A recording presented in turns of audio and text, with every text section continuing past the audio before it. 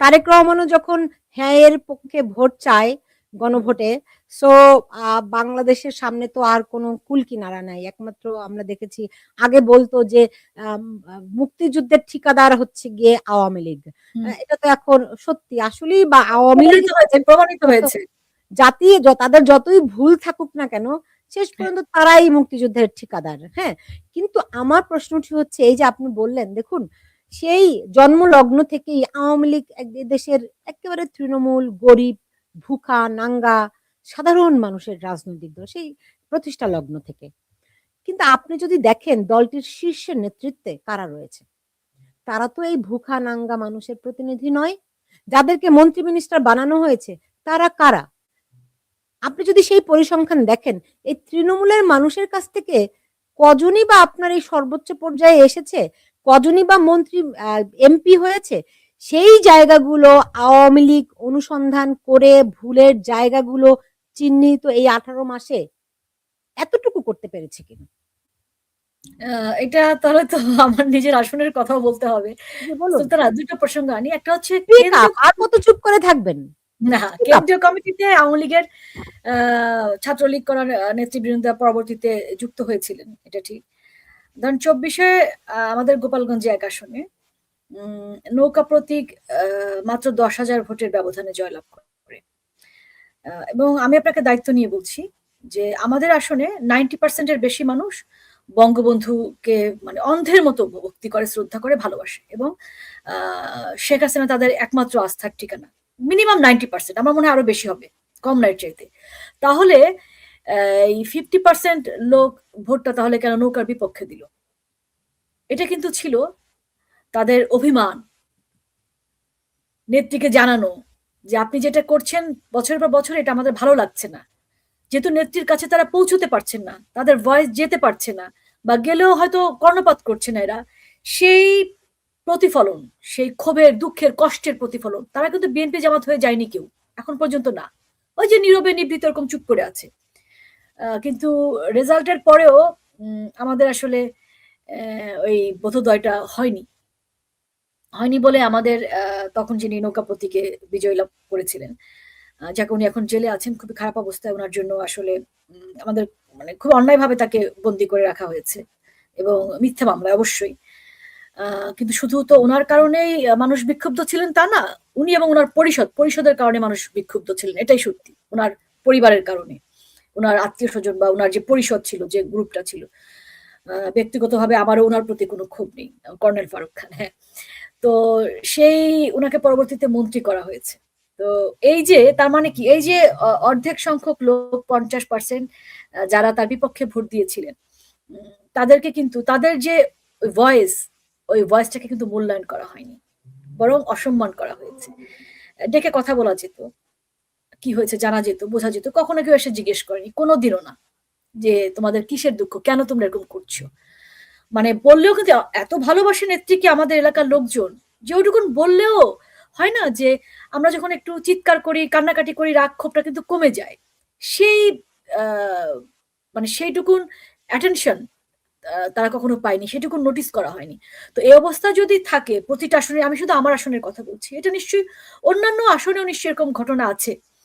তো এই আমাদেরকে আসলে মানুষের কাছে ফিরে যেতে হবে একদম। কোনো সুলতানা, মানুষ এখন অনেক সচেতন হয়ে গেছে, সারা বিশ্ব মানুষের হাতের মুঠোয়। অন্যান্য দেশে রাজনীতি কেমন করে চলে, আমরা যে আমরা এখন ইউএসএ আছি, আমরা জানি যে মানুষ কিভাবে কতখানি ভোটারদেরকে মূল্যায়ন করে। আর একটা কথা বলি সুলতানা, খুবই গুরুত্বপূর্ণ। আমাদের দেশে যারা নেতৃস্থানীয় পর্যায়ে চলে যান, এই ধরনের এমপি যারা হন, সবার কথা বলছি না কিন্তু, আমি অনেক ভালো এমপি কে জানি যারা একদম এখন পর্যন্ত প্রতিদিন সারাক্ষণ দেশের তার সংসদীয় আসনের নেতা কর্মী বা সমর্থকদের সাথে কথা বলে যাচ্ছেন। তো সেখানে আমরা কি করব, যারা নেতা হবেন বা পলিটিক্স করবেন, তৃণমূল বা আমার যারা ভোটার, আপনার যারা ভোটারদের ভয়েস কিন্তু আপনাকে পৌঁছে দেওয়া হচ্ছে, আপনাকে দেয়া হচ্ছে, যেটা আপনি রেজ করতে পারেন পার্লামেন্টে যে, আপনার নিজের ভয়েস না কিন্তু। তার মানে কি, আপনার আর কি করা হয়, নেতার নিজের মতামতটা তার কর্মী সমর্থকদের উপর চাপিয়ে দেওয়া হয়, তাদেরকে জহুকুম জাহাপনা বলতে হয়। অথচ হওয়ার কথা ছিল উল্টো, কর্মী সমর্থকদের মতামত অনুযায়ী কিন্তু নেতা চলবেন। ব্যাপারটা তো এরকমই হওয়ার কথা। টু ওয়ে কমিউনিকেশন সেটা তো বাংলাদেশে কোনো ক্ষেত্রেই নাই। ফিরতে হবে, এখানে আসতে আচ্ছা, হবে। আমি আরেকটা প্রশ্ন আপনাকে করছি। দেখুন, যেকোনো জায়গায় আপনার যখন একটা বড় ধরনের ব্যর্থতা আসে, যারা দায়িত্বপ্রাপ্ত থাকেন তারা আপনার জায়গা থেকে সরে যান। নতুন নেতৃত্ব বা নতুন প্রতিনিধি আসে, তাই না?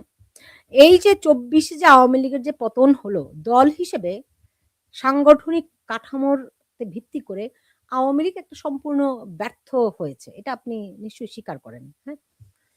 সেইখানে যারা দলের দায়িত্বপ্রাপ্ত ছিলেন, দলের সাধারণ সম্পাদক থেকে শুরু করে প্রতিটি ব্যক্তি, তারা কি এখন পারেন না নিজের, যদি দলকে তারা সত্যিই ভালোবাসেন, না, তাহলে তাদের ভালোবাসেন এটা নিয়ে সন্দেহ নাই। কারণ তো আপনি যদি ভালোবাসেন, তাহলে এই দলের উন্নয়নের জন্য, এই দলের যদি আপনি বাধা হয়ে থাকেন, আপনি কেন সরে যাচ্ছেন না? এই কথাটি আমি বলছি, আপনারা আবার ভেবেন না যে আমি শীর্ষ ঠিক আছে। নেতৃত্ব বা শেখ হাসিনার প্রতি বলছি। কারণ শেখ হাসিনাকে তৃণমূল একমাত্র শেখ হাসিনাকেই গ্রহণ করে। শেখ হাসিনার প্রতি তাদের অগাধ বিশ্বাস। তাকে বাদ রেখে দলের পরবর্তী যে স্তর ছিলেন, যাদের দায়িত্ব ছিলেন, তারা তো ঘোষণা দিতে পারেন যে ঠিক আছে, এই যে ঘটনাটি ঘটেছে, আমরা অনেক দিন ধরে দলের দায়িত্বে ছিলাম, পুরো দায়িত্ব আমরা মাথায় পেতে নিয়ে আমরা পরবর্তী স্তরে যারা রয়েছেন তাদেরকে উপরে নিয়ে আসি, যারা সত্যি সত্যি দলের তৃণমূলের সঙ্গে কানেক্টেড তাদেরকে উপরে নেতৃত্বে নিয়ে আসি। এই কাজটা আপনি বলছেন তারা ভালোবাসেন দলকে, তাহলে এই কাজটি তারা করতে বিলম্ব করছেন কেন? তারা তো দলের উপদেষ্টা হয়েই থাকতে পারে। একটু আমি দ্বিমত করছি, সেটা কি যে নিয়ে আসেন ব্যাপারটা না, দলের প্রতিটা পর্যায়ে গণতন্ত্রকে আসলে স্টাবলিশ করতে হবে, প্রতিষ্ঠিত করতে হবে। শুধুমাত্র আমি নির্বাচনের নামে দেশের জনগণকে, ভোটারদেরকে অন্তর্ভুক্তি করে এটাই গণতন্ত্র তা না না। না না না না না রুমা, আপনি আমার কথাটাই বুঝতে পারেননি। আপনি কাউন্সিল করেন, আওয়ামী হ্যাঁ, লীগ হ্যাঁ, তো হ্যাঁ, একমাত্র দল সেটাই। যারা কাউন্সিলের মাধ্যমে নেতৃত্ব নির্বাচন করেন। এখন ধরেন ওবায়দুল কাদের, তিনি পরপর ৩ বার সাধারণ সম্পাদক পদে প্রতিদ্বন্দ্বিতা করেছেন, বিনা ভোটে, বিনা প্রতিদ্বন্দ্বিতায় নির্বাচিত হয়েছেন দলের কাউন্সিলে, তাই না? তো আওয়ামী লীগ তো একটা নিয়মতান্ত্রিক দল, তার কর্মীরাও কখনো তাদের সিনিয়র নেতাদের অসম্মানিত করে না দেখেই তো ওবায়দুল কাদেরের বিরুদ্ধে কেউ প্রতিদ্বন্দ্বিতা করেন নাই। তো এইটুকু বুঝতে কি তাদের রকেট সায়েন্স বুঝতে হয় যে তাদের কর্মীদেরকে, তাদের পরবর্তী যারা উঠে আসা দরকার তাদেরকে জায়গা দেওয়া দরকার? না, এটা এটা তো ঠিকই বলেছেন আপনি। এবং যার ফলে আওয়ামী লীগে আপনি দেখেন যে ছাত্রলীগের খুব ডাক সাইটে নেতারা, তাদেরকে আসলে কোথাও দেখা যায়নি, পরবর্তীতে আর দেখছি না। ইয়ে, এবং রুমা, আপনি আপনার পান্না ভাইয়ের কথা, আমি পান্না ভাইকে তো ব্যক্তিগতভাবে চিনতাম। তার মতো মানে নিখাত রাজনীতিবিদ, দলের জন্য তিনি কি না করেছেন। শেষ পর্যন্ত তার আগস্টে তার মৃত্যু পর্যন্ত হলো। পান্না ভাই কি পেয়েছিলেন? তার কি নেতৃত্বে কোনো ঘাটতি ছিল? তিনি তো ছাত্রলীগকে নেতৃত্ব দিয়েছেন। এরকম ছাত্রলীগের কয়টা নেতা আজকে রাজনীতিতে উচ্চ পর্যায়ে আসতে পেরেছে? বলুন আমাকে। এবং শুধু পান্না ভাই না, আমাদের সময় বিশ্ববিদ্যালয়ে আমরা যাদেরকে দেখেছি যে মানে সেই ধরনের নেতৃত্ব, যাদেরকে আমরা পরবর্তীতে আর কোথাও দেখি নাই। আপনি যদি লিয়াকত শিকদারের কথা বলেন, আপনি যদি মারুফা আক্তার পপির কথা বলেন, আপনি যদি বাহাদুর ব্যাপারীর কথা বলেন, আপনার তো দূরে যেতে হবে না, এটা তো আমাদের আমাদের সমসাময়িক, আমলে তারা ছিলেন। আমাদের সমসাময়িক তারা। হ্যাঁ, অজয় কর খোকন, পঙ্কজ দেবনাথ মনে হয় তবু স্বেচ্ছাসেবক আছে, একটা এমপি হয়েছে। একটা হ্যাঁ, জায়গা। হ্যাঁ। হ্যাঁ। তারপর আপনি দেখেন বাহাদুর ব্যাপারী, আপনি যদি বলেন লিয়াকত শিকদার, মানে কোন ধরনের নেতা তারা, তাদের কি পরিমাণ জনসমর্থন বা কর্মী বান্ধব, এবং কর্মী বান্ধব ব্যাপক। মারুফা আক্তার পপির কথা তো না বললেই নয়, যে আমার তো এরকম পপি আপার জন্য খারাপই লাগে। মানে কত এরকম এবং সৎ পরিশ্রম। একটা মানুষ, এত সৎ। এবং হ্যাঁ, সবার কিন্তু সব ধরনের রাজনৈতিক প্যাটার্ন থাকবে না, এক একজনের কিন্তু এক একটা টাইপ। যেমন যদি প্রান্তিক জনপদের জন্য যদি বলি, মানুষকে একদম কমিউনিকেট করার জন্য, সো মারুফা আক্তার পপি যে সে একদম কত আপনি আনকম্পেয়ারেবল। গায়ক, গায়িকা, নায়ক, নায়িকা, হ্যাঁ, যারা ভর্তি করলাম, সেটাই সেটাই। মহিলা এমপি বানালেন। আপনি পপি আপাকে একটা মন্ত্রিত্ব, একটা এমপি দিতে পারলেন না? তার মতো ত্যাগী কর্মী নেতা কয়জন ছিল আওয়ামী লীগে? না, এটা দেওয়ার কিছু না, মানে আপনাকে তো সেই নেতৃত্বর সেই স্কোপটা আপনাকে তাকে করে দিতে হবে, তাই না, না?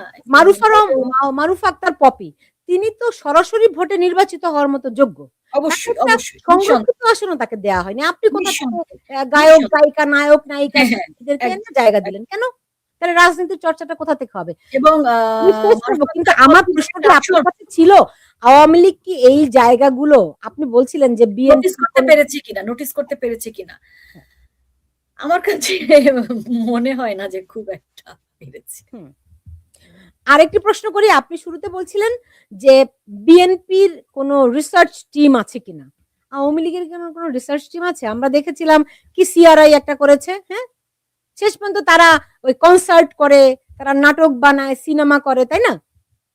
না, এটা আসলে আমি বলি, এই মার্কিন যুক্তরাষ্ট্রে আসার আগে আমার তো এখানে আমার একদম হাতে কলমে অভিজ্ঞতা হয়েছে বা আমি দেখেছি যে এখানে রিপাবলিকান বলেন বা ডেমোক্রেটদের বলেন, তাদের রিসার্চ টিমটা আসলে কিভাবে কাজ করে, তাদের এটা। সো আমরা যদি বাংলাদেশ আওয়ামী লীগ এটা ধরি দেখি, তাহলে ওই পর্যায়ে না, ওরকমই না, বা ওই ধরনের কাজ। পরবর্তীতে তাদের কারো কারো বিরুদ্ধে অন্য ধরনের অভিযোগও উঠেছিল। আচ্ছা, তো এইসব তবু শুরু হয়েছিল তো সুলতানা, যে শুরু হয়েছিল যে হয়তো শুরু করলে অনেক ধরনের ত্রুটি থাকবে, বিচ্যুতি থাকবে, সেখান থেকে আস্তে আস্তে হয়তো বা, তবে সিআরআর দু একটা ভালো কাজও কিন্তু আমি খুব বলি, আমি এটা অ্যাপ্রিসিয়েট করতে হবে। যেমন ধরেন মানে বঙ্গবন্ধুকেই মানুষের মাঝে বাচ্চাদের ভেতরে ছড়িয়ে দেওয়ার জন্য একটা নভেল, একটা কার্টুন আকারে, হ্যাঁ, একটা নভেল উপন্যাস করেছিল, রাইট? আপনি দেখেছেন বোধহয়, আমার কাছেও আছে, আমরা বাচ্চারা খুব লাইক করে এটা। তো এই যে ছোটদের ভিতরে ছড়িয়ে দেওয়ার ছিল। আর না, না, না, না। দেখুন আরিফা রহমান রুমা একটি হচ্ছে কি রিসার্চ আসলে ওই অর্থে কতটা হয়েছে এটা কি রিসার্চ? তারা না, তো বিভিন্ন রকম প্রজেক্ট ইমপ্লিমেন্ট, রাইট তাদের তো রাইট রাইট ইমপ্লিমেন্টেশন এর কাজ হওয়ার কথা না। তাদের তো গবেষণা করার কথা। ওটা আসলে আমি জানি না, কারণ আমি যেহেতু এর সাথে সম্পৃক্ত তাহলে ছিলাম না আপনি বলেন, আপনি আমেরিকাতে আছেন, এখানে রিপাবলিকান পার্টির বলেন, ডেমোক্রেটিক পার্টির বলেন, প্রত্যেকের কত ধরনের রিসার্চ উইং আছে, থিংক এখানে ট্যাঙ্ক আরেকটা আছে। ব্যাপার বলি, একটা ব্যাপার বলি। বাংলাদেশে যেটা হয়, যেমন দেখেন দল আর সরকার মিলেমিশে একাকার থাকে। এই দেখা যাচ্ছে আমি সম্পাদক, আমি আবার মন্ত্রী।